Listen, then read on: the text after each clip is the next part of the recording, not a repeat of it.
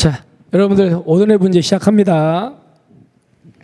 여러분들 오늘 제가 이제 준비한 문제는 오늘부터 경비경찰인데, 경비경찰은 여러분 시험에 한 문제 정도 나올 거예요. 근데 그 중에서 이제 중요한 것 중에 하나가 바로 재난 문제입니다. 재난 문제.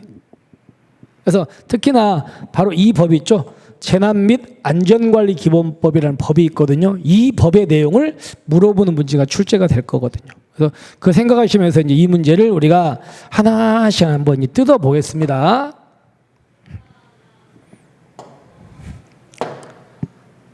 자, 보시면요. 여기 보세요. 국가 및 지방자치가 행하는 재난 및 안전관리 업무를 총괄하는 것, 총괄 조정하는 건 우리나라 무슨 부라고요? 행정안전부입니다. 재난관리 업무는 행안부의 업무야. 따라서 행안부 장관이 되는 겁니다. 됐죠? 그 다음에 대통령령으로 정하는 대규모 재난이 발생했어. 대통령령으로 정하는 대규모 재난이 발생하면 우리가 효과적으로 어떨까 수습을 해야 할 거 아닙니까? 그래서 대응 복구 등에 관한 사항을 총괄 조정하고 필요한 조치를 하기 위해서 중앙재난안전대책본부를 두는데, 얘도 무슨 부에 둔다고요? 행안부에 둡니다.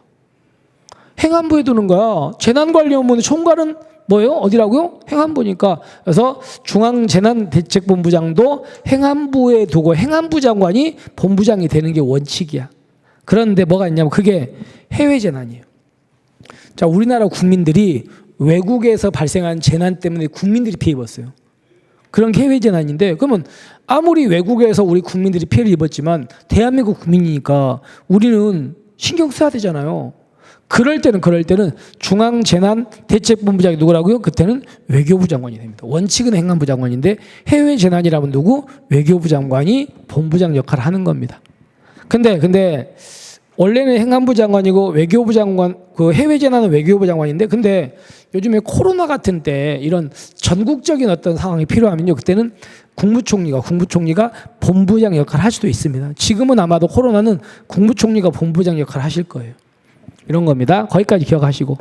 그 다음에 행안부 장관은요, 대통령령으로 정하는 재난이 발생하거나 발생할 우려가 있어요. 우려가 있습니다. 지금 발생했거나 발생할 우려가 있어요. 그러면 지금은 무슨 사태? 재난 사태입니다.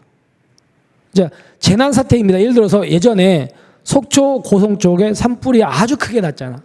그럼 막 타고 있잖아요. 타고 있을 때 지금은 재난 사태입니다. 이렇게 선포하는 사람은 누구? 행안부 장관입니다. 그래서 재난 사태 선포권자는 행안부 장관이라는 걸 기억하셔야 됩니다. 됐죠? 그리고 마지막으로 여러분, 재난 사태는 재난이 지금 진행 중인 거야. 진행 중에 지금은 재난 사태입니다. 이렇게 선포하는 거라고요. 근데 재난이 다 끝났어요. 다 끝났습니다. 끝났는데 그러면 피해 조사해야 되잖아요. 재난이 발생했는데 피해가 어마어마해요.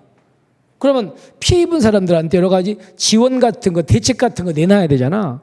그래서 피해를 입은 다음에 나중에 복구하는 단계, 복구할 때 뭐 주민들한테 무이자로 대출을 해준다든가, 학자금 같은 거 안 받는다든가, 이런 여러 가지 대책을 내놔야 돼.